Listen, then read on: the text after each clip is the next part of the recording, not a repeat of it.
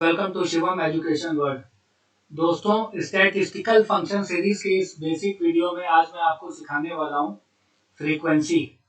यहाँ पर देखिए मेरे पास एक डेटा सेट है, ये स्टूडेंट नेम है और यहाँ पर इस कॉलम में उनके मार्क्स रखे हुए हैं।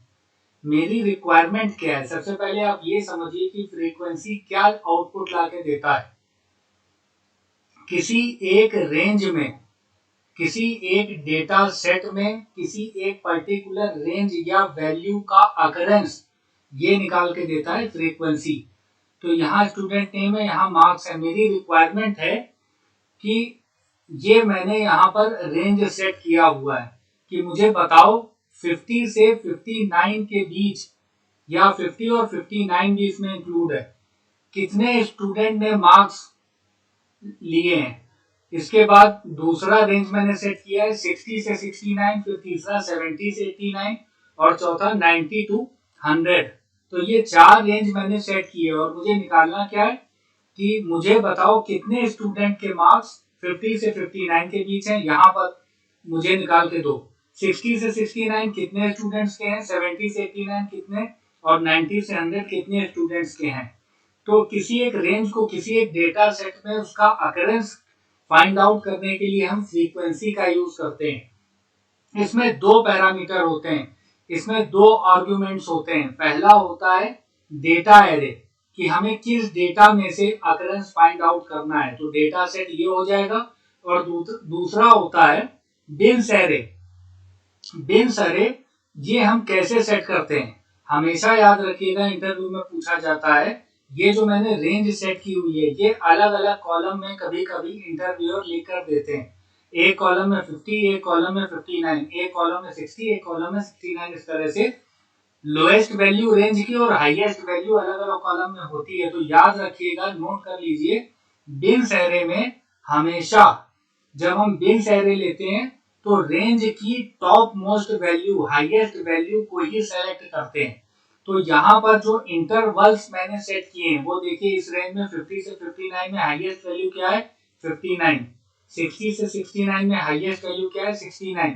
70 टू 89 में हाईएस्ट वैल्यू 89 और 90 टू 100 की रेंज में हाईएस्ट वैल्यू है 100। तो इसको कहते हैं इंटरवल्स।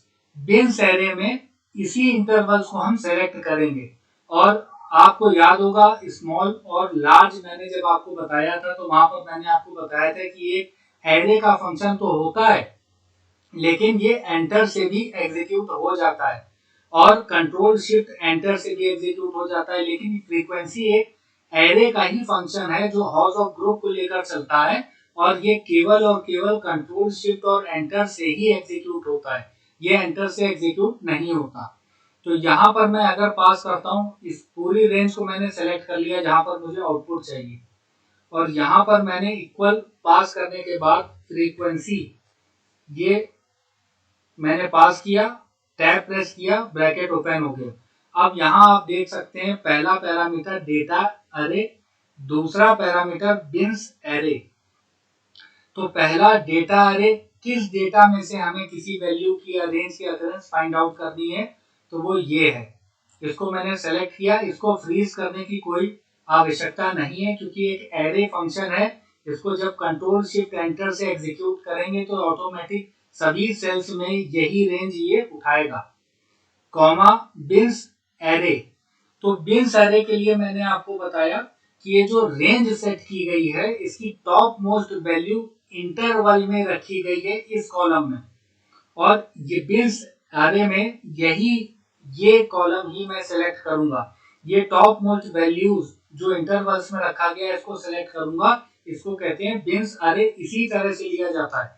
अगर इंटरव्यूअर यहाँ पर 90 और 100 दो कॉलम में रखे तो बिन्स एरे आप 90 नहीं लोगे, 70, 60, 50 नहीं लोगे, टॉप मोस्ट वैल्यू लोगे रेंज की। हमेशा याद रखिएगा, कई बार ये इंटरव्यू में पूछा गया है कि बिन्स एरे दे दिया जाता है और उसको आपको करेक्ट करना होता है कि beans array top most value होगी या लोएस्ट वैल्यू होगी किसी भी रेंज की।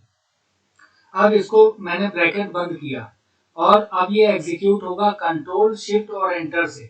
ये एंटर से काम नहीं करता स्मॉल और लार्ज की तरीके से, ये एक एरे का फंक्शन है। तो कंट्रोल शिफ्ट एंटर मैंने प्रेस किया और ये पूरी रेंज में एग्जीक्यूट हो गया, आउटपुट निकाल के इसने दिया। तो यहाँ पर देखिए 90 से 100 कितने स्टूडेंट्स ने लिए हैं मार्क्स, तो यहाँ पर देखिए 99 100 दो स्टूडेंट्स ने बिल्कुल ठीक और कहीं नहीं आ रहा है। 70 से 89 यहाँ पर देखिए 70 से 89 ये 1 2 3 4 5 और 6 बिल्कुल सही आ रहा है।